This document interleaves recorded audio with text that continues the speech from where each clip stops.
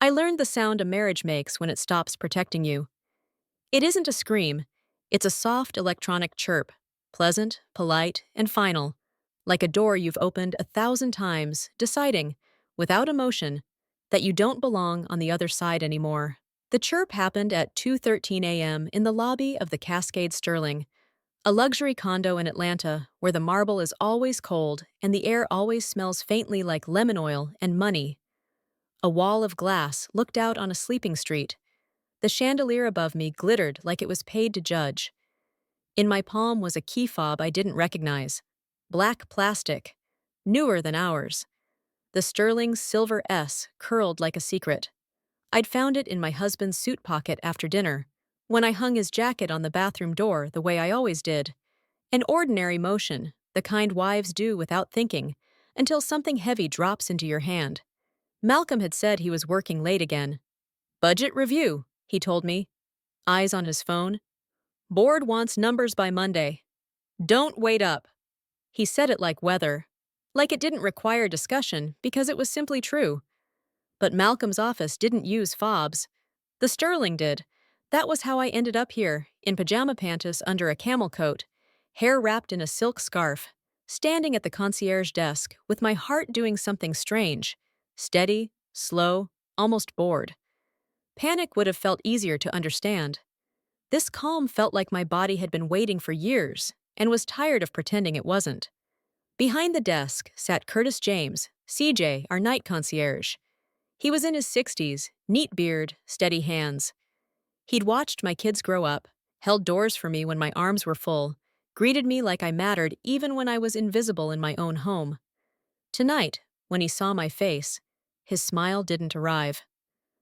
"Mrs. Brooks," he said quietly, and the way he said it made my stomach tighten. Not surprised, not confused, prepared. I set the fob on the granite counter. "Is this ours?" His eyes flicked down and back up. 1 second. Enough time to confirm what we both already knew. "No, ma'am." The lobby lights hummed. Somewhere, an elevator opened and closed with a sigh. I stared at the fob. "Can you tell me who it belongs to?" CJ's throat moved. He glanced toward the camera in the corner, the one that watched the desk. His hands folded, careful as prayer. "I can't access resident information," he said, and the words sounded like policy, but his voice carried something else. Apology wrapped in procedure. I nodded like I understood, like I was a reasonable woman asking a reasonable question at 2 in the morning with a strange fob in her hand. "Okay," I said. "Can you tell me what floor it works on?" CJ's eyelids lowered for a blink that felt like a decision. When he looked at me again, his eyes were clear and tired. "Mrs. Brooks, some things," he said softly. "It's better not to know by yourself." By yourself. Not better not to know. Better not to know alone. A chill slid down my spine. "I'm already by myself," I said. "Just answer." His gaze dropped to the fob. A small pause. Then, "It's a guest fob," he said. "Temporary. Limited access." "Limited to where?" His eyes met mine, and I understood then. This wasn't his first time watching a woman's world tilt. "Penthouse level," he said. The words sat between us like broken glass you weren't allowed to sweep.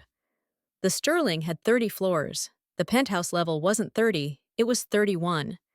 An extra floor that didn't show up on the directory unless you already belonged to it. Private elevator access, private entrances, private truths. I picked up the fob. The plastic had warmed in my hand like it had been alive. "Thank you," I said, because I was raised to say thank you even when someone hands you a knife. Then I turned toward the elevators. The Sterling had 3. 2 resident elevators lined in brushed steel, and 1 service elevator that smelled like bleach and deliveries. I stepped into the resident elevator, my heels too loud on the marble, my breath too quiet in my throat. A mirror wall reflected me back. A woman in her late 40s trying to look like she belonged in her own life. I pressed the parking level first. If Malcolm's car was downstairs, maybe I could still pretend this was nothing. Or at least pretend until daylight, when lies feel safer. The elevator descended. Doors opened onto cold concrete and dim lights. Malcolm's Mercedes was not in its spot. I stared at the empty space until my eyes stung. Malcolm hated rideshares. He hated being in a car he couldn't control. He hated strangers. He hated inefficiency. If he wasn't here, he was somewhere he wanted to be. I stepped back into the elevator and faced the panel again. Buttons labeled 1 through 30. Beneath them, a small silver circle. Tap fob for restricted access. My hand trembled as I lifted the unfamiliar fob. Not from fear exactly, from the weight of what it represented. A permission I hadn't been given. I tapped it. Chirp! The reader blinked green, and a new button illuminated like a secret revealed only to the initiated. PH, penthouse. My throat tightened. I pressed it. The doors closed. As the elevator rose, my mind tried to build explanations that wouldn't crack my ribs. Malcolm could be meeting a client. Malcolm could be negotiating a deal. Malcolm could be anything but what my body already knew. It was funny, the things you call trust, when you're really just exhausted. Over the years, Malcolm had taught me how to question myself. If I asked about money, he'd smile like I was cute. Baby, you wouldn't get it. It's complicated. If I pushed, he'd go quiet, wounded, a man unfairly doubted. Why you always looking for a problem, Danielle? And suddenly, I was apologizing for wanting clarity. That was his talent, making my curiosity feel like a betrayal. The elevator slowed. My stomach turned over once, hard. The doors opened. The penthouse lobby didn't look like the rest of the building. The carpet was thicker, the lighting softer. The air smelled like gardenias and expensive certainty. Abstract art hung on the wall, sharp lines, muted colors, the kind of piece people buy to prove they can afford meaning. No unit numbers, only a curved hallway and a small lounge with 2 white chairs that looked like they'd never been sat in. I stepped out and listened. Silence. Then, faintly, laughter. A woman's laughter, low and controlled, the kind of laugh that makes men lean in. It drifted from down the hall, followed by the murmur of a man's voice. Not loud, not public. Intimate. My heart thudded once, heavy. I moved forward, slow. The carpet swallowed my footsteps. My fingers went numb. Every sense sharpened like a blade. As I rounded the curve, I saw the door. Dark wood. Brass handle. A small plaque. 31A. The laughter came from behind it. A soft clink of glass against glass. I stopped 3 feet away. This is where most women call a friend. This is where you demand a witness, because betrayal is a weight that can crush you if you carry it alone. But I had been carrying Malcolm alone for years. I didn't call anyone. I reached for the handle. Then I froze, because I heard his name. Malcolm, the woman said, drawn out, intimate, like a promise. My breath caught. There are 1,000 Malcolms in Atlanta, but there is only one Malcolm who belongs to my children's last name, my bed, my life. My hand dropped from the handle like it had burned me. My mind, ever practical, did something cruel. It reminded me I wasn't holding proof. I was holding suspicion. Suspicion doesn't protect your kids. Suspicion doesn't survive a man who knows how to spin a story. You know what protects you? Receipts. I stepped back into the shadow near the stairwell, careful to stay outside the camera's clean angle. I pulled out my phone, opened the camera app, and held it low. I didn't know what I wanted. Audio, a picture, anything that would keep him from rewriting the night later. Before I could decide, the door opened. Not wide, just enough. Malcolm's profile appeared first. Clean jaw, navy suit, tie loosened now. His face looked light, relaxed in a way I hadn't seen at home in months, as if someone had taken off a burden I didn't know he carried. A woman's hand slid around his wrist and guided him back inside. Manicured nails, pale pink, a diamond bracelet flashing under warm light. "Come back," she murmured. He smiled, really smiled, and stepped in. The door closed. My phone captured nothing but hallway carpet and the edge of my coat sleeve. No proof. Just a moment burned into my eyes. I didn't cry, I didn't scream. My body went still, like it understood any sudden movement might shatter me into pieces too small to gather. I turned and walked back toward the elevator. Halfway down the hall, I stopped and looked up at the camera. A tiny red light blinked. Recording. Always recording. The Sterling didn't do drama. It did documentation. I rode the elevator back down like a ghost. When the lobby doors opened, CJ looked up and his eyes searched my face the way people search the sky before they step outside. He saw what he needed. "Ma'am," he said softly. I walked to the desk and placed the fob down again. Gentler this time, like evidence. "I need the access history linked to this fob," I said. CJ blinked. "Mrs. Brooks, My name is on our resident account," I interrupted, and my voice surprised me. Calm, professional. The voice I used with contractors and school administrators and doctors who assumed I didn't know what questions to ask. If a guest fob was issued under my household, I can request the log. CJ's mouth opened, then closed. He glanced at the camera again. "Those records are managed by security," he said carefully. "They don't usually release them without a formal request." "A formal request?" I repeated. "Meaning what?" "Email the property manager in the morning," he said. "They'll ask for ID. They'll ask why." "And if I say it's for my own safety," I asked, "is that enough?" CJ's eyes flicked to mine. Something like respect moved there. "It might be," he said, "if you keep it simple." He hesitated, then slid a small notepad across the counter. On it, in neat handwriting, were 2 names and addresses. Elena Parker, property manager. Marshall Dent, security supervisor. He didn't say anything else, but the paper felt like a steadying hand on my back. "Thank you," I said, and this time I meant it. CJ's voice dropped. "Mrs. Brooks, please be careful." I pocketed the paper. "I've been careful my whole marriage," I said. "Tonight, I'm going to be accurate." Outside, the cold bit my cheeks. I sat in my car and stared through the windshield at the lobby doors. My hands rested on the steering wheel at 10 and 2, like I was taking a test I couldn't fail. My phone buzzed. A text from Malcolm. "Still at the office, might be another hour. Love you." Clean words, rounded edges, no smell, no weight. I stared at that message and thought about all the ways Malcolm had trained me to accept absence. The late meetings that always ran long. The dinners where his eyes stayed on market charts while I told him about my day. The little jokes in front of friends. "Danielle handles the home stuff. I handle the real stuff," said with a grin that made everyone laugh. I laughed too, because correcting him felt like starting a fight in public.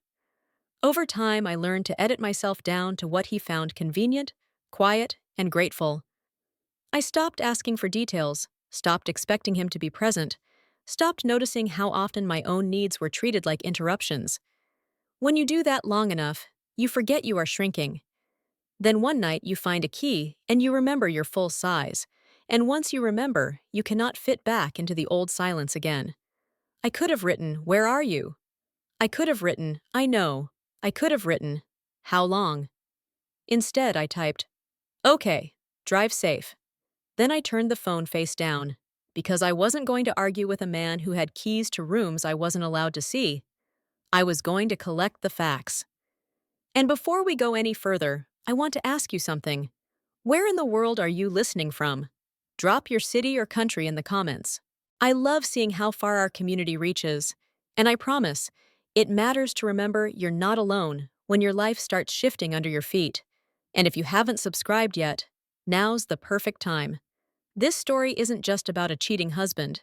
It's about access, who gets it, who controls it, and what happens when you decide you're done being locked out. Because here's what I didn't understand at 2:13 a.m. The key fob wasn't the beginning, it was the invitation. By morning, the house looked the same as it always did. White cabinets, a bowl of lemons on the counter, framed school photos marching down the hallway like proof we were fine. That's the trick of betrayal. It doesn't knock over furniture. It doesn't crack the walls. It just moves in quietly and starts rearranging you. I got the kids to school with the same practiced rhythm I'd built over years of Malcolm's late nights, shoes, lunches, homework, last-minute hair fixes. I smiled at the crossing guard. I waved at a neighbor. I acted like a woman who slept. In the carpool line, I watched couples in SUVs sip coffee and argue softly about schedules.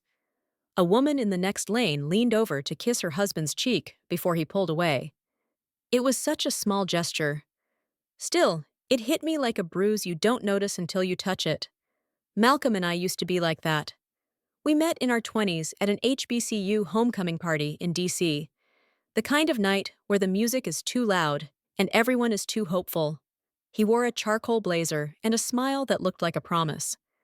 I was the responsible one, already working in insurance compliance, already planning for retirement like it was a religion. Malcolm was charming in that Atlanta way, confident without being loud, ambitious without sounding desperate. He talked about building, as if life were a structure, and he'd been born with blueprints. When he asked for my number, he didn't do it like a man collecting trophies. He did it like he had already decided. Our first years were tight but sweet. We rented a small apartment with thin walls and loud neighbors. We ate takeout on the floor because we couldn't afford a couch yet. We laughed a lot. He listened then. He'd ask questions about my day and wait for answers. We were partners in the simple sense, two people trying to make a life work. Then Malcolm got his first big break in commercial development, and the air around him changed. It wasn't an overnight transformation. It was slow, measured, strategic, the way a man upgrades his wardrobe one piece at a time until you look up and realize you're married to a stranger in tailored suits. He started saying things like optics and pipeline and leverage. He started keeping notes after conversations, as if every human interaction was a negotiation. He started choosing restaurants based on who might be seen there. I told myself it was normal. Successful men change. That's what people say when they want you to stop questioning the price. By the time we moved into the Sterling, we had 2 children and a marriage everyone admired from a distance. Aaliyah was 13, already taller than my shoulder, already giving me that teenage look that said she knew more than she admitted. Nia was 9, still soft in the face, still asking for bedtime stories, even when she pretended she was too old. Malcolm called them my girls with pride, but he loved them like a man loves a legacy, something that reflects him. The Sterling was Malcolm's idea. Security, he said, community, amenities. It's an investment. What he meant was control. A building with a concierge meant packages didn't get stolen. It meant strangers didn't wander in. It meant cameras in every hallway, a doorman who memorized faces, and a quiet system that recorded who came and went. Malcolm liked records. Malcolm liked proof as long as he held it. At first, I loved it too. I loved the lobby's clean smell, the way CJ greeted me by name, the way the elevators moved like they were trained. I loved the view from our balcony. The city lights stretched out like opportunity. I loved that my kids could walk to the pool without me worrying. I didn't notice that the building's safety came with a second function. It kept secrets neatly contained. Malcolm's world expanded, mine narrowed. He began traveling more, staying out later, bringing work home in the form of whispered calls and closed laptop screens. At dinner, he would talk about deals and numbers and men with titles. If I mentioned my work, my small consulting practice helping families plan wills, protect property, keep generational wealth from getting eaten by probate, he'd nod the way you nod at a child describing a school project. "That's nice, babe," he'd say. "I love that you stay busy." Busy. As if I was organizing a pantry instead of building safety nets. I tried for a while to make him see it. I'd tell him about clients, about a widow who didn't know her husband's life insurance policy had lapsed, about a brother and sister fighting over a house their grandmother bought under a different name because banks wouldn't lend to her. I'd explain how a properly drafted trust could keep a family home from being sold to pay medical bills. Malcolm would listen for a minute, then glance at his phone like the market was calling him back. "Don't get stressed," he'd say. "You're good at that. Estate stuff." Estate stuff. Smaller, softer. Not real money. Somewhere along the way, we adopted separate accounts. It was Malcolm's suggestion, delivered as progress. "Modern couples do this," he said. "It's cleaner, more professional. We contribute proportionally. No confusion." On paper, it sounded fair. In practice, it meant he controlled the big money and the big decisions while I managed the day-to-day life. He paid the mortgage. I paid groceries, utilities, kids' activities, and anything that didn't look impressive on a spreadsheet. His bonuses went into accounts I never saw. My income went back into the house, back into the children, back into making his life smooth. Whenever I asked about long-term plans, retirement, college, investments, Malcolm's smile would turn patient. "Danielle," he'd say, "I do this for a living. You don't have to worry." It sounded like care. It was control. The first time I noticed a crack was at a charity gala downtown, one of Malcolm's favorite stages. We were seated at a table with bankers, attorneys, and a woman named Renée Whitaker. She was a few years younger than me, tall and sleek, with the kind of calm that comes from knowing people move when you speak. She served on boards. She chaired committees. Her laugh was soft but sharp, like a blade wrapped in silk. Renée shook my hand and held eye contact just long enough to make me feel measured. "Malcolm has told me so much about you," she said. He hadn't. During dinner, Renée and Malcolm spoke a fluent language of influence. Who owed who might be promoted, who could be pressured. Their conversation didn't include me, except when Renée turned, smiling, and asked a question that sounded polite but landed like a pin. "And what do you do, Danielle?" I told her. "Estate planning, family trusts, asset protection." Renée nodded slowly. "Important work," she said, but her eyes shifted to Malcolm, as if checking whether he agreed. Malcolm lifted his glass. "She keeps us organized," he said lightly. "I handle the heavy stuff." Everyone laughed. I laughed too. That night in the car, I said, "Why did you say it like that?" Malcolm glanced at me, irritated. "Like what?" "Like my work is small." He sighed, the sigh of a man forced to explain the obvious. "Babe, don't make it a thing. You help people, that's great, but it's not what I do. It's a different level." Different level. That phrase became a ceiling in our marriage. I could look up at it. I couldn't climb through it, so I learned to stay quiet. I learned to let Malcolm have the spotlight.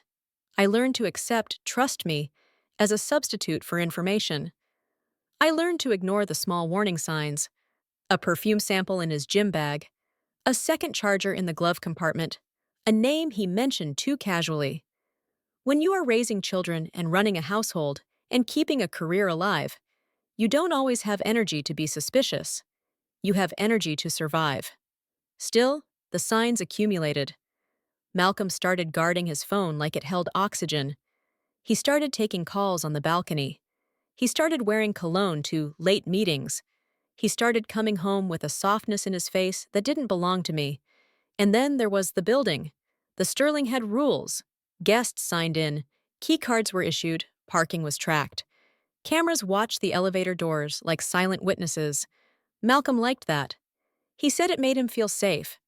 I didn't realize it also made him careless, because a man who believes he controls the system will eventually forget the system records him too. By 10 a.m., I was sitting at my kitchen island with my laptop open, drafting an email to the property manager. My hands looked steady as they typed. My chest felt like it had a second heartbeat, slower and colder. Subject line: request for access records. I stared at the words, then erased them. Too obvious, too emotional. I tried again, subject line: guest fob audit. That sounded like Malcolm. Clean, corporate, unbothered. I attached a photo of the unfamiliar fob and wrote a simple sentence. As an authorized account holder, I'm requesting the access history linked to this guest fob, including entry logs and elevator floor access. I didn't write husband. I didn't write cheating. I didn't write affair. But in my mind, the keywords were already forming, sharp and unavoidable. Husband cheating evidence. Keycard entry logs affair. Caught cheating on security camera. I hit send. Then I sat very still and listened to the quiet of a home that had been built to impress people who didn't live in it. Somewhere across town, my daughters were learning algebra and reading novels. Somewhere across town, Malcolm was smiling for someone else. And somewhere in this building, a system was collecting the truth, one chirp at a time. That day, I emailed Elena Parker, copying Marshall Dent. Subject: Fob access history. My hands didn't shake. I asked for records because my marriage had become a problem on paper. Elena Parker replied at 11:47 a.m. with the kind of email that tries to sound helpful while protecting itself. Good morning, Mrs. Brooks. Thank you for reaching out. For privacy and security, access logs are only released to the primary account holder or by written request through our security supervisor. Please confirm the last 4 digits of the account card on file and provide a copy of your ID. Once verified, we can provide a time-stamped entry report for the referenced guest fob. Warm regards, Elena. I sent back what she asked for. My ID, the account digits, a short line that said I'm conducting a household security review. Household security review. They were clean words. They didn't tremble. They didn't give Malcolm a target to twist later. An hour after that, Marshall Dent called.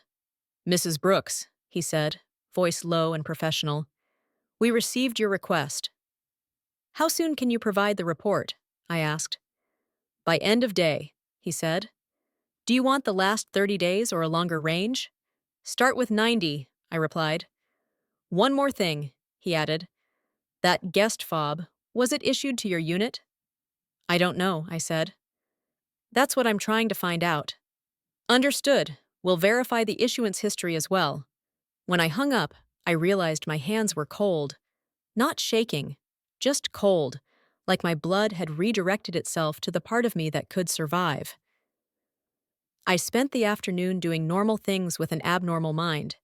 Emails for clients, school forms, a contractor call, while my memory kept replaying that hallway and Malcolm's smile turning toward a woman's hand like it belonged there. At 5:06 p.m., my phone buzzed with an email attachment. Subject: Guest Fob Access Log. Device ID 4F322B. I waited until the girls were upstairs, until the house settled, then opened it in my office. It was a spreadsheet. Rows, dates, times, access points. The first entry was 3 nights ago, 11:58 p.m. Lobby door, 12:01 a.m. Elevator restricted access granted. 12:03 a.m. Penthouse level. Then 2:18 a.m. Penthouse level again. Then 2:41 a.m. Elevator down. 2:45 a.m. Lobby exit. I scrolled. There it was again. 2 nights earlier. Penthouse. 1:10 a.m. Penthouse. 3:02 a.m. Exit. Then last week. Tuesday, Thursday, Saturday. The pattern wasn't chaotic. It was disciplined. I went back farther. 90 days. More rows. More time-stamped truth. Every time Malcolm told me he was working late, the fob was used. Always after midnight. Always on the penthouse level. I stared at a line from 6 weeks ago, 12:07 a.m. Penthouse, 4:49 a.m. Penthouse, 5:10 a.m. Exit. That was the same night Malcolm came home smelling like bourbon and mint, kissed my forehead, and said, "Sorry, babe, it's been brutal," then rolled away in bed, leaving me awake and guilty for wanting more. I clicked a tab labeled Issuance History. Guest fob created February 4th, assigned to Unit 31A, Unit 31A. So it wasn't issued to us. It was issued to the penthouse. I sat back and stared at the wall until my eyes burned. This was husband cheating evidence, clean and time-stamped. This was Keycard entry logs affair, written by a system that didn't care about love or vows. I saved the file twice, once locally, once to a cloud folder Malcolm didn't know existed, then emailed it to myself at an address he didn't have. I printed it. The printer whirred, spitting out page after page like a confession. At dinner, Malcolm smiled at the girls and asked about school. Surface questions, safe questions. He looked like a father. Afterward, he poured bourbon and scrolled business news while I sat across from him, quiet, watching him lie with the ease of muscle memory. At 2:13 a.m., I woke. Malcolm wasn't in bed. He returned after 3, slipping under the covers and whispering, "Sorry, call with Hong Kong." I didn't answer. In the dark, I made a list. 1. Identify who lives in 31A. 2. Trace how Malcolm had access. 3. Protect myself and the girls before I confronted him. By breakfast, Malcolm was all smiles, kissed my cheek, promised the girls a weekend treat, then left. The moment the door closed, I opened the Sterling's HOA directory and searched 31A. Owner of record, Whitaker Holdings, LLC. Whitaker. Renée Whitaker's diamond bracelet flashed in my mind. The way she held Malcolm's gaze like she already knew his answers. I clicked further. The LLC's registered agent was a corporate law firm downtown. Clean, powerful, the kind of place that could bury a mistake in paperwork. I sat back. This wasn't a random affair. This was a relationship with structure. I opened a new tab and searched property records the way I'd taught clients to do when they suspected missing deeds in a family chain. The county database didn't have feelings. It had dates, signatures, consideration amounts, and recorded instruments. It said Whitaker Holdings had acquired 31A 2 years ago, the same year Malcolm started talking about new circles and bigger tables, and how we needed to position ourselves. Position, another word for rearranging your life around someone else's ambition. I pulled up Whitaker Holdings' filings. Registered address, a suite downtown. Manager, Renée Whitaker. Mailing address, a P.O. box that screamed discretion. She wasn't hiding from the law, she was hiding from inconvenience, from gossip, from women like me. I tried to tell myself this could still be explainable. That Malcolm could be consulting for her, meeting donors, attending private events. Men always have a reason. They stalk reasons the way they stalk ties. But then I scrolled down the access log again and saw the hours. 2 in the morning is not a board meeting. 3 a.m. is not networking. 4:49 a.m. is not philanthropy. My stomach twisted, and I forced my mind into the only place that felt safe. Process.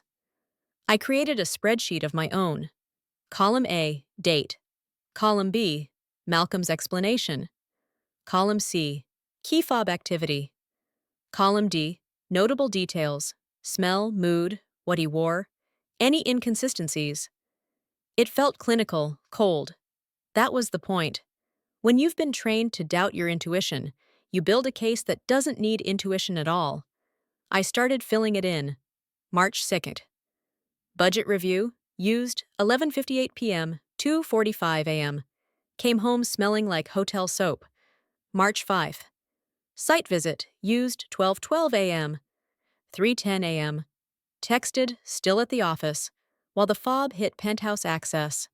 March 11th. Dinner with Esters. Used 1:07 a.m., 4:02 a.m. Arrived home quiet. Showered without turning on the fan, as if trying not to leave evidence in the air. The more I wrote, the clearer it became. Malcolm wasn't just lying, he was curating. A man who lies once improvises. A man who lies like this rehearses.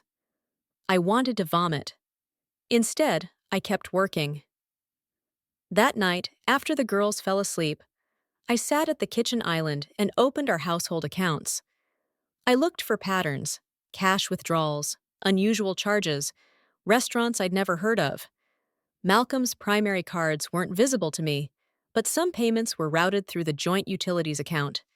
Internet, concierge tips, valet fees, HOA add-ons. Small things. Then I noticed it. An extra amenity fee added to our monthly Sterling statement for the last 3 months. The description was vague. Private lounge use, event support. Event support. I clicked for details. It showed catering setup, staffing, after-hours cleaning, charged to Unit 31A. Charged to 31A, but paid through a building master account that fed into our statement as a shared facility allocation. Meaning, My household had been absorbing a fraction of the costs of Renée Whitaker's penthouse events. Not because Malcolm meant for it to happen, because he didn't notice, because he didn't read the details, because details are for women, and big decisions are for men. A slow heat crawled up my neck. Not rage, exactly. Recognition. The way the world works when you aren't watching. I took screenshots and saved them. The next morning, I watched Malcolm leave for the office, wearing a charcoal suit and a careful smile. He kissed Nia's forehead and told her to be good in school. He hugged Aaliyah for 2 seconds, like a man checking a box. When the door closed, Aaliyah looked at me. "You okay?" she asked. My daughter had always been observant. She noticed when my voice thinned, when my shoulders carried weight, when my laugh didn't reach my eyes. "I'm fine," I said. Aaliyah's stare held on me. "You've been quiet." "I've been busy," I said, and it wasn't a lie. She nodded slowly, then said, "Dad's been busy too."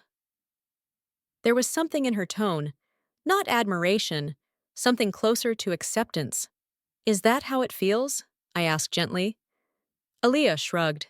"He's always busy. That's him." That's him. The way children explain hurt as personality so they can survive it. I reached for her hand. "You know you can tell me anything, right?" She squeezed my fingers once. "I know," she said, then grabbed her backpack and walked out the door. When they were gone, I went back to my laptop. I searched Renée Whitaker on every platform that mattered. LinkedIn first, board memberships, foundation roles, legal affiliations. She was a partner at a boutique firm specializing in corporate governance and reputational strategy. Of course she was. She didn't just manage contracts, she managed narratives. Instagram next. Tasteful, curated, limited comments. Photos of galas, charity auctions, art walls, champagne flutes. She posed with other powerful women and smiled like the world owed her softness. Malcolm appeared nowhere. If he was part of her life, he was kept off camera. A man can be useful without being visible. Then I checked event pages. The foundation Renée chaired had hosted multiple private receptions. Several were listed at a donor residence, with no address. The dates matched some of Malcolm's late nights. My throat went tight again. Not from surprise, from the way everything connected. I needed something stronger than a feeling and a spreadsheet. I needed the kind of evidence that made denial look ridiculous. So I called Marshall Dent back. He answered on the third ring. "Security." "Marshall," I said calmly, "thank you for sending the fob history. I have a follow-up question." "Go ahead." "Is there elevator camera footage associated with the timestamps?" I asked. "If so, can I request stills for my records?" There was a pause. "Mrs. Brooks, surveillance footage is not released to residents directly," he said, "not without a subpoena or police report." "I'm not requesting public release," I said. "I'm requesting documentation for a household safety issue." "I understand," he replied, and I believed he did. "But policy is policy." "What if I file an incident report with the property manager?" I asked. "That creates a record," he said. "But it doesn't change release rules." "What does change them?" I asked. Another pause. "Law enforcement," he said quietly. "Or legal counsel." "Legal counsel." Patrice. I thanked him and hung up. I sat in my office and stared at the printed logs. I didn't want to involve police. Malcolm's betrayal wasn't a crime. It was a fracture. And I wasn't ready to invite the world into my home, but I could invite a professional. That afternoon, I called a private investigator. His name was Deshaun Griggs, recommended by one of Patrice's clients in the past. Patrice didn't give me his number directly. She wasn't careless. But Tanya did, after one text exchange that included exactly one word. "Shark?" Deshaun met me the next day at a coffee shop in Midtown. He looked like someone you'd forget if you saw him in a crowd. Average height, neutral clothes, calm eyes. That's the kind of man you want watching what other people don't want seen. He listened without judgment while I explained the situation. I showed him the access logs and the unit ownership. Deshaun's face stayed still. "You already have strong documentation," he said. What do you want me to confirm? Identity, I said, and pattern. I want a record that connects Malcolm to Renée Whitaker without relying on building footage I can't access. Deshaun nodded. Okay, he said. We can do discrete surveillance, entry and exit documentation, vehicle tracking if you want it, photos of association. I don't want to stalk him, I said, the old shame rising. Deshaun's voice stayed even. Ma'am, you're not stalking, he said. You're verifying reality. That's different. Verifying reality. That phrase loosened something in my chest. How long? I asked. A week, maybe 2, he said. Depends on how predictable he is. He's predictable, I said, because the logs had already proven it. Deshaun slid a simple contract across the table. No drama, no flourish, just terms. I signed. As I walked back to my car, I wondered how many women had sat in coffee shops like this, deciding whether their marriages were worth investigating. How many had left with a contract in their purse and a knot in their stomach? How many had been told to trust your husband while their husbands were collecting proof against them? That evening, Malcolm came home with a new energy, humming as he loosened his tie. Good day? I asked. Great, he said. We're close to closing.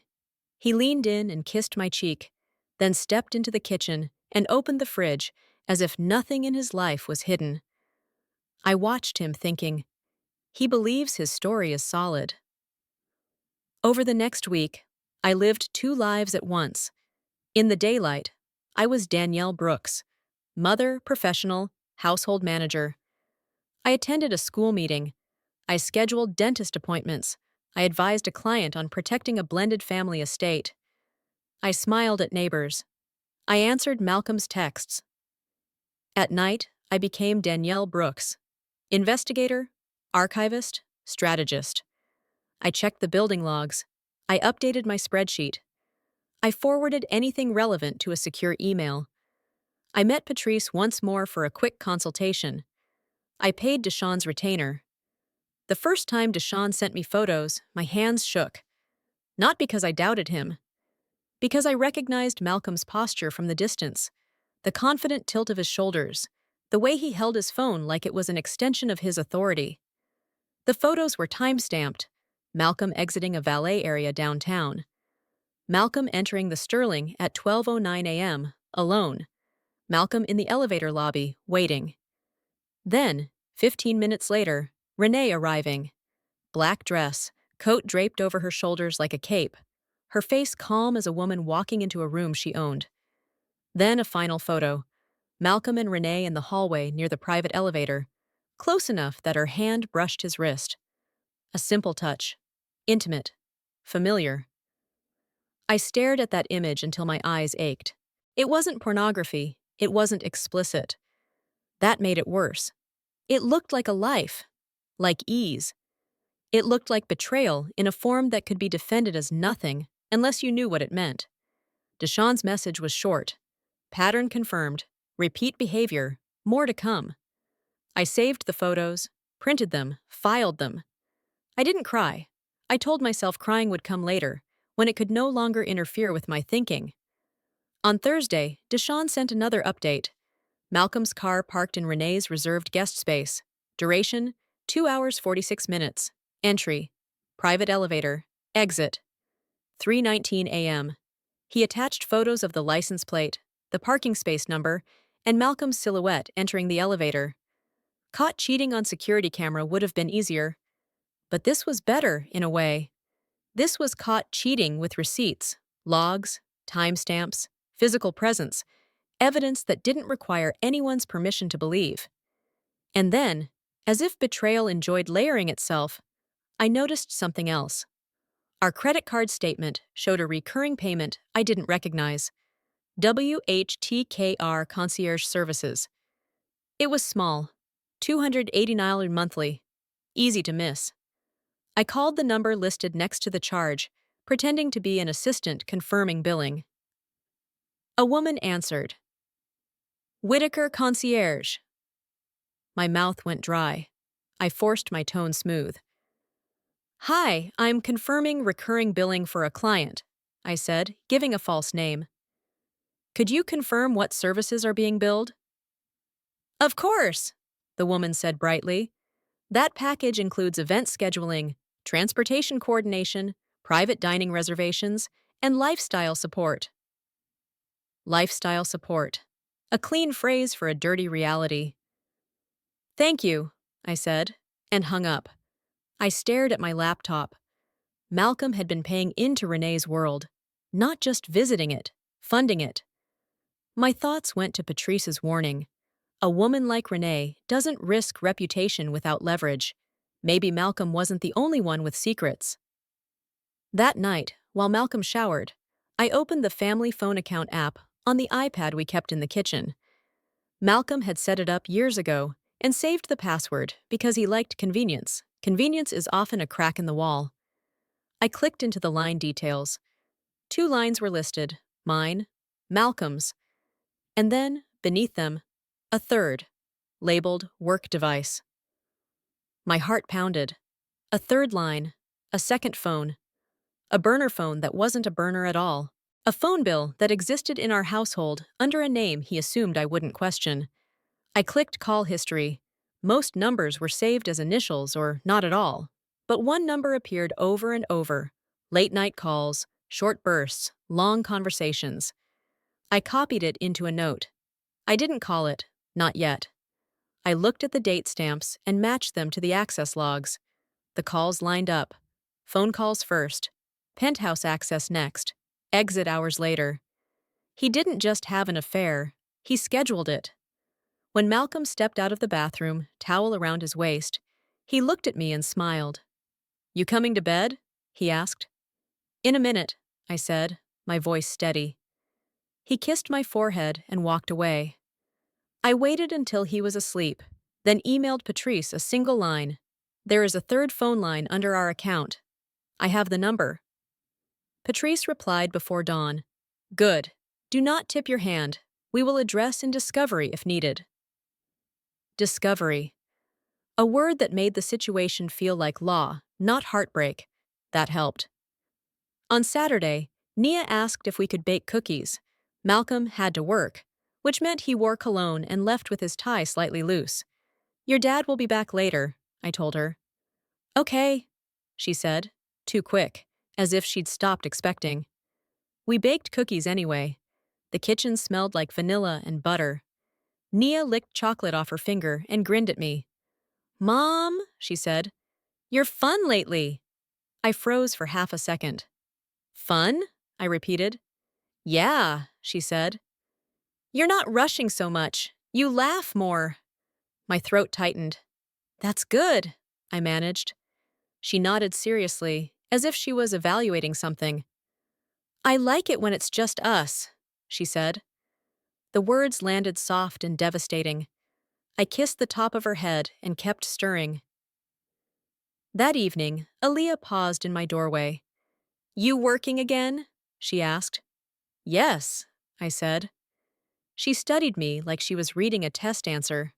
Dad's been weird, she said, quiet. And you're watching everything. I held her gaze. Whatever is going on between adults, it is never your burden, I told her. But you and Nia are safe. That's my job. Aaliyah nodded once, the way she did when she believed me, then walked away. That night, Deshaun sent one more message. Tomorrow is likely, based on pattern. He's moving like routine. Routine. That was the part that made me cold. Malcolm wasn't reckless. He was comfortable. I went to bed early. Malcolm wasn't home yet. At 12:22 a.m., he texted, Late meeting. Don't wait up. Love you. At 12:58 a.m., Deshaun texted. He entered Sterling. Private elevator. She arrived 1:12 a.m. At 2:13 a.m., my phone buzzed with the familiar chirp of the system's time-stamped truth. I stared at the screen until it blurred. Then I took a breath, sat up, and wrote a new line in my spreadsheet. April 14th. He said late meeting. He meant her. I called my friend Tanya Miles. She picked up on the second ring. Danielle, you okay? I need you to listen, I said. Her tone shifted. I'm listening. I told her the smallest version of it. A key fob, access logs, a penthouse, a name. Tanya exhaled slowly. Okay, she said. Then we plan. What do you need? I need to know what options I have, I said. Legal, financial, everything. Copy everything, Tanya said. Talk to an attorney. Don't let him gaslight you into thinking you're crazy. I'm not going to, I replied. And who is Renée Whitaker? She asked. A bored woman, I said. Those don't just cheat, Tanya said. They build a narrative. A narrative. That was exactly what it felt like. Malcolm building a story where I was the wife downstairs and Renée was the woman upstairs. After we hung up, I called the attorney Tanya trusted, attorney Patrice Okoye. Her assistant offered me the next afternoon. I didn't tell Malcolm. The next move came from the building. At 2:22 p.m., CJ knocked on my door. He stood in the hallway in uniform, cap in hand, eyes careful. Mrs. Brooks, he said, can I speak with you a moment? I let him in. He stayed near the entryway, hands folded. I shouldn't be up here, he said softly, but I saw the security request go through. And? I asked. I've worked here a long time, CJ said. I've seen good people get hurt because they didn't know what was happening until it was too late. What do you know, CJ? I can't give you footage, he said, but I can tell you something a system won't. I waited. That penthouse. She's not a secret, he said quietly. Not to the building. My mouth went dry. Renée! CJ didn't say her name. She's been bringing Mr. Brooks up there for a while, he said. Longer than 90 days. How long? CJ's jaw flexed. Since before the holidays. Thanksgiving, Christmas, family photos and matching pajamas, while Malcolm lived a second life upstairs. Why didn't you tell me? I asked. CJ's shoulders dropped. Because people don't like the messenger, he said. And because you looked like you were holding your family together with your bare hands. I closed my eyes for a beat. What else? She has off-duty security sometimes, CJ said. Big men. They come when she doesn't want to be bothered. He hesitated. And Mr. Brooks? He looks like he belongs with them. The words stung because they named the real betrayal. His real self was upstairs, and I was the life he kept downstairs because it was useful. CJ straightened. I'm sorry. No, I said. You should have said it. He looked at me steadily. Ma'am, are you safe? I'm safe, I said, but I'm done being uninformed. When he left, I changed my passwords, email, banking, the home app, the kids' portals, closing doors quietly, one latch at a time. The next afternoon, I sat in Patrice Okoye's office downtown. She was in her 50s with silver-streaked locks and eyes that didn't blink when people tried to confuse her. She read the access log without expression. She read the HOA record. She listened while I told her the story. This is a pattern, she said when I finished. I know, I said. Good, Patrice replied. Now we talk about protection, because the moment you confront him, he will start moving things. She asked the questions that mattered. Separate accounts, joint assets, what I knew of his income, what I could prove. When I admitted I didn't know everything, her mouth tightened. Then we don't confront until we do, she said. Men like Malcolm don't cheat casually. They cheat with planning, and a woman like Renée Whitaker, she doesn't risk reputation without leverage. Patrice slid a folder toward me. We gather, we document, we secure. Then we decide whether we negotiate, separate, or burn it down, legally. That night, I went into Malcolm's office while he slept. His file cabinet was locked, but the key was taped under the desk, because the most arrogant men believe their homes are safe from the people who live there. Folders labeled taxes, investments, insurance. I photographed every page with my phone, 3 years of returns, brokerage summaries, an account balance I'd never been asked about. Then I found an envelope labeled Whitaker Confidential. Inside were documents that looked like partnership agreements, non-disclosure terms, a calendar. The shape of a relationship structured like business. I took pictures of everything, and then I found something worse. A second phone, powered off, wrapped in cloth like a jewel. A burner phone. A clean line into his secret life. My hands went numb. I wanted to smash it. Instead, I took a photo of it next to the printed access logs, proof on proof, then put it back exactly where I found it. When I locked the cabinet again, my body trembled once. Grief, rage, humiliation. I stood in his office and looked at the framed photo of our family on the beach. "I see you," I whispered. The next day, Malcolm brought home flowers, white roses. "Just because," he said, smiling. "Thank you," I said. He leaned in for a kiss, and I let him. It was terrifying how easy it was to play along when you had years of practice. "We should go out tonight," he said. "We need time." "I can't," I said. "I have work." His smile slipped. "You've been distant," he said. "Is something going on?" I met his eyes. "A lot is going on," I said evenly, "but I'm handling it." His gaze sharpened, my name on his tongue like a warning. Then he chose charm over conflict. "Nothing," he said. "I just miss you." I didn't answer.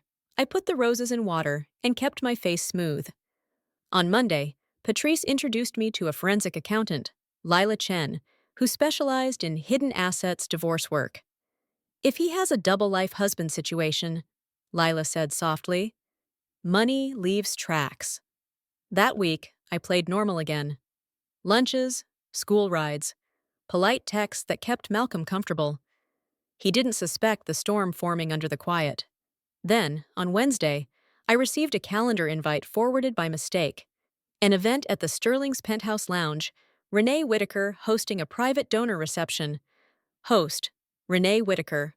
Location, PH Lounge, Cascade Sterling. Dress code, cocktail. Malcolm was invited. That was the opening. That night, I asked casually, "Do we have anything next week?" Malcolm shrugged. "Couple things, dinner, maybe a donor event." "Where?" I asked. "Downtown." He lied smoothly. "Some foundation." I nodded. "Sounds important." "It is," he said, pleased. "Renee's involved. It'll be good for us." "For us." I smiled faintly. "Maybe I should come." He laughed, quick and dismissive. "Babe, it's not that kind of event. It's networking. Heavy." Heavy. Different level. "What would I even do there?" he added. And the question carried contempt dressed as practicality. "I can network," I said. "I'm not new to rooms." "It's complicated politics," he said. "Let me handle it." There it was again. Protect me from complexity while protecting himself from scrutiny. "Okay," I said softly. "Have fun!" He relaxed instantly, squeezed my hand like a reward. "Thank you for trusting me," he said. Trust, used like a leash. After he went upstairs, I stared at my reflection in the dark window and whispered, "Not anymore." The next 2 weeks were quiet preparation. Lila traced money. Patrice drafted protective steps. Tanya came over once and sat at my table, eyes bright with controlled fury. "Do it with witnesses," she said. "Do it with receipts."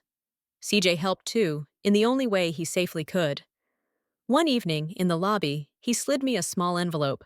Inside was an elevator maintenance schedule, windows when certain cameras might be offline, with a note, "Avoid these times." I swallowed hard. "Thank you," I whispered. He gave a small nod and returned to his desk, as if he hadn't just shifted the power in my marriage with a piece of paper. The night before Renee's reception, Malcolm laid out his suit like armor, polished his watch, checked his hairline in the mirror. He kissed my forehead and said, "I love you," then went to sleep quickly. I stayed awake at my desk, assembling my folder. I arranged the pages in order: access logs, issuance history, HOA ownership, invite, photos, notes. I slipped it into my work bag and zipped it closed. In the quiet, I heard my daughters breathing. I thought about what they were learning from me, whether a woman swallows truth to keep peace or holds truth to keep herself. I whispered, I'm doing this for you. At 2:13 a.m., my phone buzzed with a notification from the building system. Restricted elevator access granted. My throat tightened. He was there again, still risking everything because he believed I would never look. I set the phone down and stared into the dark. I wasn't angry anymore. I was ready. If your gut has been whispering, remember, trust isn't surrender. If you've searched for proof, you're not alone. Because tomorrow night, in a room full of people who think power looks like champagne and donor lists, I was going to remind everyone what power really looks like. It looks like receipts. It looks like calm. It looks like a mother who keeps her voice low so her daughters can sleep, while she lays the truth on the table with steady hands tonight. It looks like a woman who finally decides she's done being invisible. The night of Renée Whitaker's reception arrived dressed like a promise. Malcolm left the house at 6:45 in a charcoal suit that fit him like confidence. He looked in the hallway mirror twice, adjusted his cufflinks, and did that little half-smile men do when they're about to be admired. He kissed my forehead like a habit, not a feeling. "Don't wait up," he said. "I won't," I replied. The door shut, the latch clicked, and the apartment felt instantly bigger, like the walls had been holding their breath. I fed the girls dinner, helped with homework, read a chapter of Nia's book, and tucked them in with the same gentle routine I'd practiced for years. When the lights were off and their doors were closed, I stood in the hallway for a long moment listening to the quiet. A mother learns to measure silence. Some kinds mean safety. Some kinds mean something is missing. Tonight, the missing thing was my tolerance. I changed into a black dress that didn't try to be young or playful, just sharp. I pulled my hair back, put on small gold hoops, and looked at myself in the mirror until I recognized the woman staring back.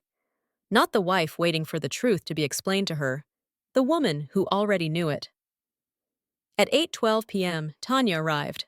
She didn't knock softly. Tanya never did anything softly. When I opened the door, she took one look at my face and nodded. "Okay," she said. "You ready?" "As I'll ever be," I answered. She stepped inside, set her purse down, and scanned my living room like she was checking exits. "Kids asleep?" "Not yet, but almost. Janelle's coming to stay the night. She'll be here in 10. "Good," Tanya said. "We do this clean." Janelle arrived at 8:25, hugged me tight without asking questions, and settled onto the couch with a blanket like she already understood this was a night that would change something permanently. "You call me if you need anything," she whispered. "I will," I said. At 8:40, Tanya and I rode the elevator down. The Sterling's lobby glowed with that quiet luxury that made everything feel staged. CJ looked up from his desk and met my eyes. He didn't smile. He didn't ask where I was going. He simply nodded once, slow, like a man saluting a truth he couldn't speak out loud. I nodded back. The penthouse lounge was accessed through the private elevator, the one you couldn't call unless you had the right permissions. Tanya stood beside me as I tapped my resident fob and waited for the panel to light up. It didn't. The screen blinked, restricted.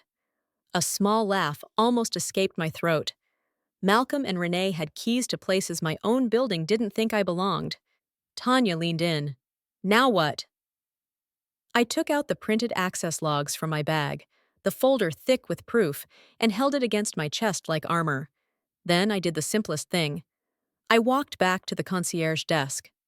CJ watched me approach. His eyes flicked to Tanya, then back to me.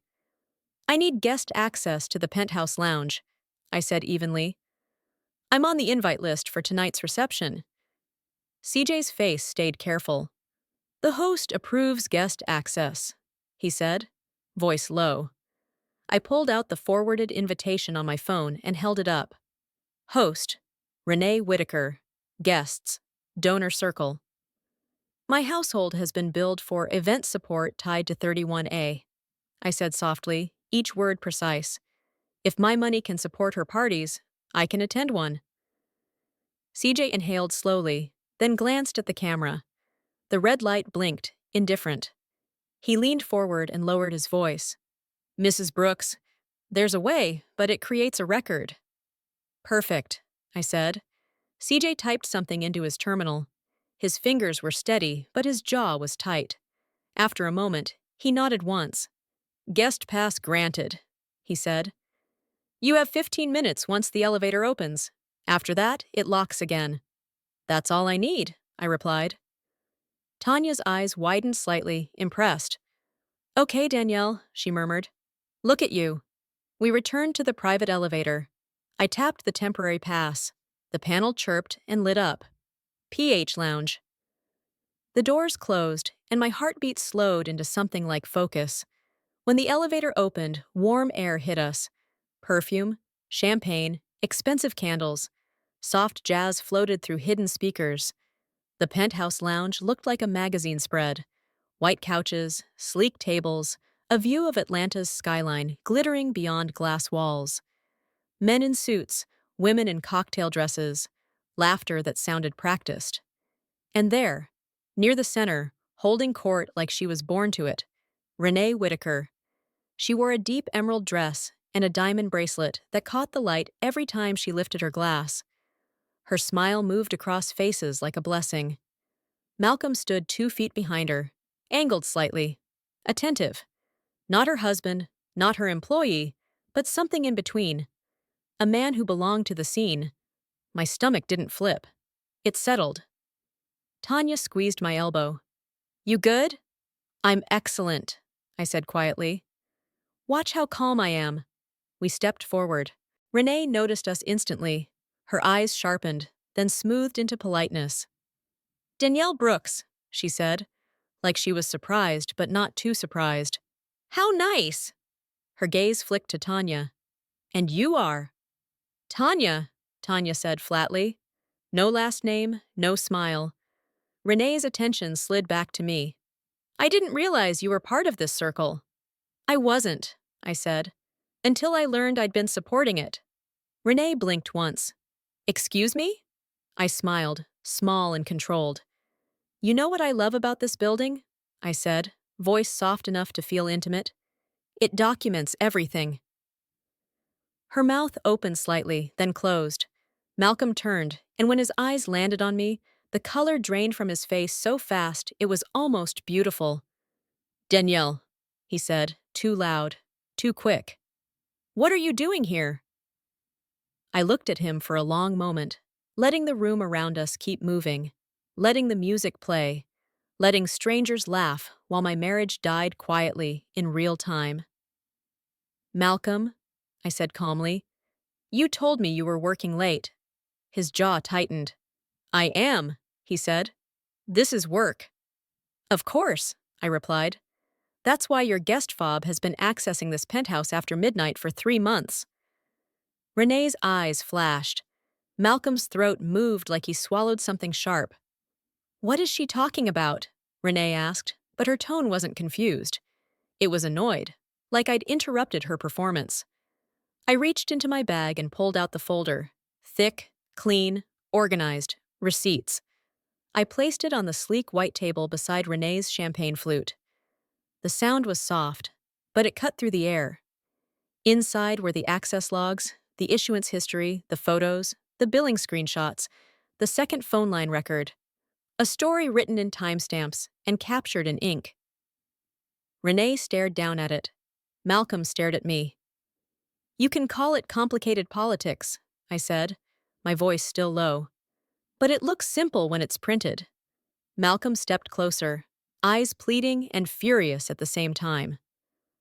"Danielle," he whispered. "Not here." I tilted my head. "Not here," I repeated. "You mean not in the place you've been coming to lie?" People nearby had started to notice. Conversations softened. Heads turned discreetly, the way wealthy people pretend not to watch while watching everything. Renée lifted her chin. "This is inappropriate," she said sharply. "No," I corrected. "Inappropriate was using my husband like a toy while pretending you're a philanthropist." A small gasp rose from someone nearby, quickly swallowed. Renée's smile vanished. "Malcolm!" she snapped, eyes hard. "Handle this!" Handle this. That was the moment the room revealed its true shape. Renée at the center, Malcolm orbiting, and me, outside the system until I forced my way in. Malcolm reached for my arm. Tanya stepped between us so fast her body became a wall. "Don't touch her," Tanya said. Malcolm's hand froze midair. I leaned in closer to Malcolm, my voice a quiet blade meant only for him. "You're going to leave with me," I said. "Or you're going to leave alone. But you are leaving this room." His eyes flicked around, calculating reputation. Renée, the donors, the cameras, the story. He chose the only thing he could still control. "Fine," he said tightly. "Let's go." Renée's face tightened with fury.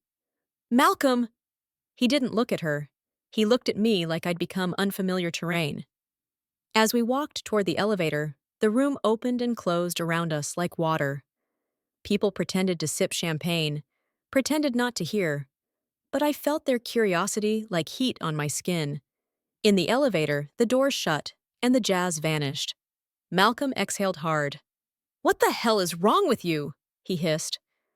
I stared at him, calm as stone. "What's wrong with me," I said, "is that I finally stopped waiting for you to tell me the truth." The elevator descended, and with every floor, something in me felt lighter. Not because it didn't hurt, but because I was no longer carrying the lie alone. The elevator ride down felt longer than physics allowed. Malcolm stood with his shoulders rigid, jaw clenched, breathing through his nose like anger could keep him intact. Tanya and I stood across from him in silence, the kind that isn't empty. It's loaded. The mirrored walls reflected us back in clean, unforgiving angles. A man caught, a woman calm, and a witness who refused to let the truth be handled rough. When the doors opened onto the lobby, CJ looked up. His eyes flicked to Malcolm's face, then to mine. He didn't ask a question. He didn't offer sympathy. He simply watched, steady as a lighthouse, while my marriage walked past him in pieces. Outside, the night air was cool and sharp. Tanya touched my elbow.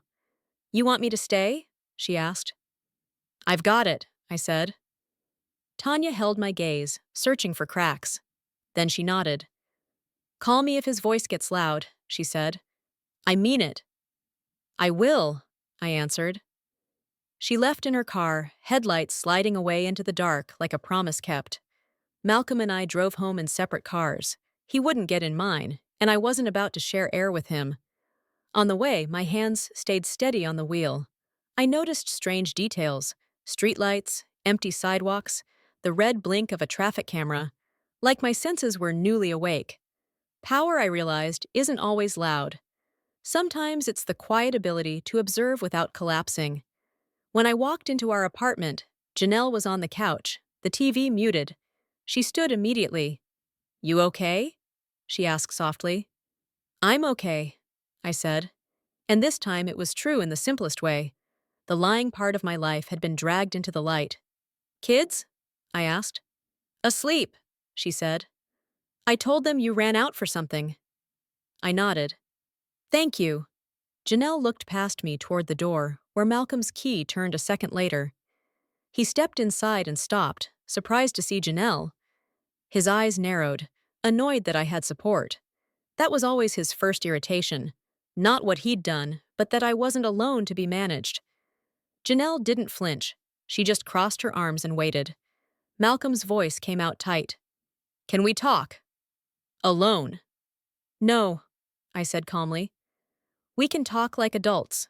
Witnesses keep things honest." His nostrils flared. "This is my home." "And it's mine," I replied. "And our daughters are asleep down the hall, so you're going to watch your tone." He stared at me, recalibrating. Then he chose a softer weapon, hurt. "You humiliated me," he said. I blinked once. "You betrayed me," I answered. "We're not going to pretend those are equal." Malcolm's lips pressed together. "It wasn't what you think," he started, the sentence every cheating man keeps saved like a draft. I lifted my hand. "Don't," I said. "I have logs, photos, a second phone line, a penthouse key. The only thing left is you deciding how much dignity you want to have while admitting it." Silence. Janelle shifted slightly, like she was ready to move if he moved. Malcolm swallowed. "It was a mistake," he said finally, but his eyes wouldn't hold mine. A pattern, I corrected. A routine. You scheduled your lies. His shoulders sagged with frustration. You don't understand what I'm dealing with, he snapped. Renee, she has influence, connections. Oh, I said softly, and my voice surprised even me with how cold it was. So you weren't just cheating. You were climbing. He flinched like I'd slapped him. Janelle's voice cut in, sharp and quiet. Leave my sister out of your ambition. Malcolm glanced at her, then back to me. What do you want? He asked. The question men ask when they finally realize love isn't the currency anymore. I took a slow breath and pictured my girls asleep, their small bodies curled in safe beds, trusting that the adults in this home could be trusted. I want boundaries, I said. Legal ones, financial ones, emotional ones. His brow furrowed. Danielle, no, I interrupted. Listen, you're moving out tonight. His head jerked. That's ridiculous. Not as ridiculous as you thinking you could keep a second life upstairs and still come home downstairs to be fed and forgiven, I said. Pack a bag. His eyes flashed. You can't just kick me out. I'm not kicking you out, I said evenly. I'm removing my daughters from the chaos you created. You can sleep at a hotel, or at Renee's. It doesn't matter to me. The words landed with a finality that made his face tighten. You're overreacting, he said, grasping for the old script. This is between us. No, I said. This is between you and the consequences of your choices. He opened his mouth again, but I continued, steady. Tomorrow, my attorney will contact yours. You will provide full transparency. Phones, accounts, calendars. You will not delete anything. If you do, it becomes a different kind of problem. His eyes widened slightly. You hired an attorney? I nodded. Patrice Okoye. The name did something to him. I watched it. A flicker of understanding. Patrice wasn't a woman you charmed. She was a woman who collected what belonged to you and dared anyone to argue. Malcolm's voice dropped. You planned this. I documented reality, I corrected. The building planned the rest. For a moment, he looked at me like he was seeing me for the first time, like the woman he'd filed under manageable had become unfamiliar. Janelle stepped closer to me. You got 10 minutes, she told him.